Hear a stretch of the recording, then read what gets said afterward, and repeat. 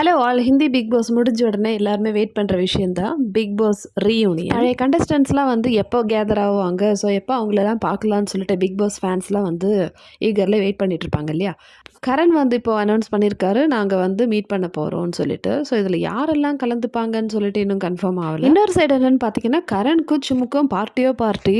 So ரீசெண்டாக வந்து ஃபராக்கான் பார்ட்டியில் வந்து கரண் சிம் வந்து கலந்துக்கிட்டாங்க. ஸோ இந்த பார்ட்டியில் வந்து தமிழ்நாடோட சேர்ந்த சித்தார்த் அண்டு அதிதி, ஸோ இவங்க 2 பேரும் இந்த பார்ட்டியில் இருந்திருந்தாங்க.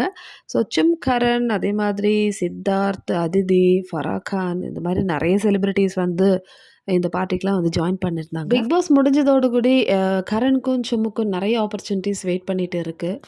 ஸோ இன்னும் சிம்மோடையும் கரணோடையும் ஒரு மியூசிக் ஆல்பம் வந்து உடனே ரிலீஸ் பண்ண போகிறாங்கன்னு சொல்லிட்டு ஒரு நியூஸ் வருது மக்களே. ஸோ அடுத்தது கரண் வந்து ஆர்கனைஸ் பண்ண போகிற பார்ட்டி, ரீயூனியன் பார்ட்டி.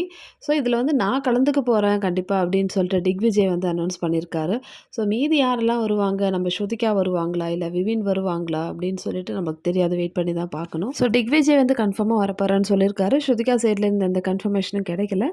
ஸோ நம்ம வெயிட் பண்ணி பார்க்கலாம் மக்களே. ஸோ ஸ்ருதிகா அட்டென்ட் பண்ணுவாங்களா இல்லையான்னு சொல்லிட்டு. ஸோ இதை பற்றி உங்களோட ஒப்பீனியன் சொல்லுங்கள். ஆஸ் யூஷுவல் இந்த வீடியோ பிடிச்சிருந்தா சேனல் லைக் பண்ணுங்கள், ஷேர் பண்ணுங்கள், சப்ஸ்கிரைப் பண்ணுங்கள்.